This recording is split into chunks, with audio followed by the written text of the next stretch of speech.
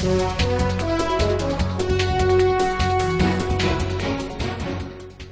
is Michael Rickards for the Hall Institute of Public Policy's Forum. I'm here with my colleague Rich Lee, and we are talking today to Professor Mary Gatta. Mary, let's continue, if we can, some discussion about the points you were making about how we can further workforce development using online programming. Well, what is so important about online and programming and technology in workforce development is that it brings education into where people are at, whether it's their workplaces, their homes, their community. It brings education and training to them. So I think it really provides a real frontier where we can really begin to reach groups that aren't able to get education and training in traditional ways because of their responsibilities, also because perhaps they've had bad classroom experiences in the past and may not want to walk back into a classroom. So online learning and using it as one way to provide training within a state's workforce development system really provides a way to reach groups of people that we haven't been able to reach in the more traditional ways of education. So I think it's a really important policy initiative that the state of New Jersey and other states have really taken up.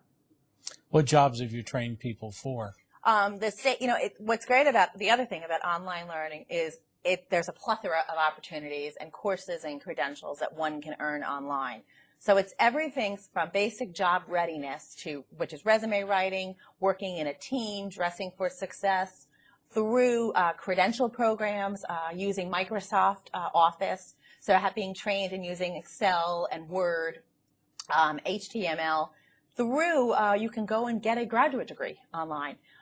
So you really do have the ability to individualize with what someone's educational and career goals are, along with what the local labor market needs, and really direct some training in some really targeted and efficient ways. Very good. Very good. We're going to maybe shift gears and maybe look at the national picture for a few seconds. I mean, this year we obviously have a woman who's one of the leading presidential candidates. What does that mean to women in the workforce, to women in general? Well, I think it's very important that we have a woman who is a real viable candidate for the presidency. One of the things we know is women in leadership is very important, and women have had a very difficult time cracking what's called the glass ceiling, which are those top leadership jobs across the board, not just in government, but in the private sector, in educational entities. We see, I think it's something out of the Fortune 500 companies, there are only about 9 or 2 women CEOs. So we see a real gender gap of leadership at the top level. Certainly in the U.S., we've yet to have a woman president, where other countries, United Kingdom, Bangladesh, Liberia, have all had women in the highest office of the land. So having a woman, I think, is really important in showing that, A, women can do the job, and also that they are viable candidates and begin to crack that glass ceiling. And certainly government and the political sphere is an area where we do need to see more women in those positions, because we haven't seen that yet. Okay. How about here in New Jersey? We have a legislature now with a record number of women. Do you think that'll have any effect on, the way the legislature conducts business, what they produce? I think what it will do when we bring more women in, and we do have that within our state Senate and Assembly, is it helps to, I don't think it will change the way business is done as much as it will make it more inclusive. So we will be able to bring women to the table to begin to impact policy and programs and understand what's going on legislatively. So I think the fact that New Jersey has done this at the state level is really important. And it also does a better job of ensuring that the people who are in those positions represent the electorate. Women make up about 50% of our population. So it's important that there is not a disconnect between the constituents who are voting people in and who is representing them. So that becomes really, really important. What does a woman's public policy agenda look like, regardless of whether it's a woman or a man? What would you say comes out as a public policy agenda? Well, I don't know if it's so different. I don't know if a woman's public policy agenda would be distinct from a man's public policy agenda, as much as I think what it would do would be to help kind of make visible things that we might not think of that impact women's lives in ways that are different. And just bringing the voice to the table is really what's important. I don't think it necessarily means that a woman will govern just for women at all. What I think it means is we'll have the opportunity to have all voices represented at the governing table. And not all women are going to necessarily support women's issues. So it isn't as much around identity politics in that way that, you know, we can be sure that all women are going to support issues that are good for women.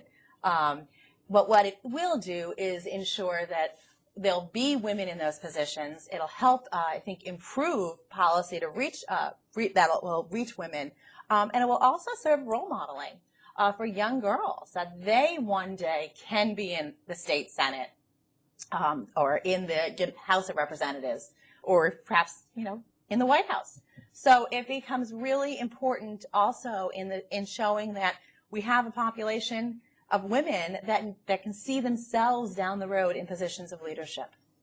If you were advising young women on 3 or 4 leadership skills that they should acquire, what would you suggest? Well, one thing that we see more and more in leadership is the ability to work as teams and partners, and the importance of forming real partnering.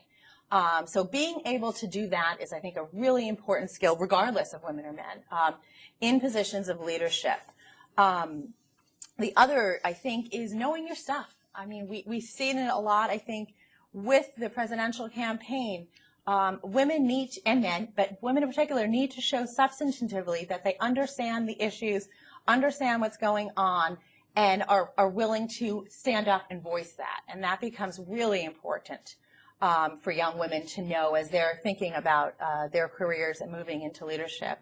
And the other, I think, is having a passion for what you do in leadership. I think the best leaders come from having a passion toward that and believing in what they're doing and inspiring that in others.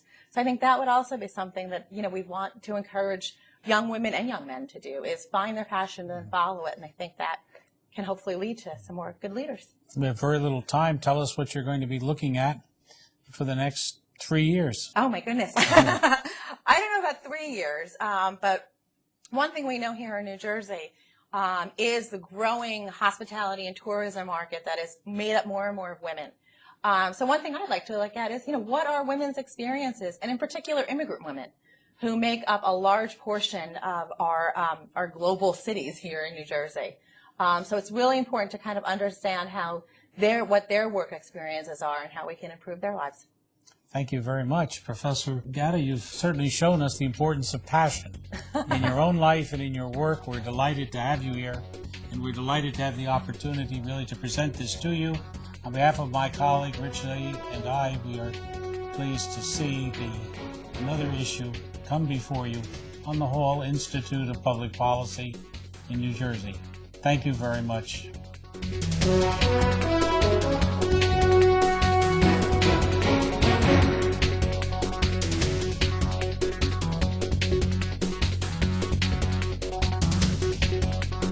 Thank you.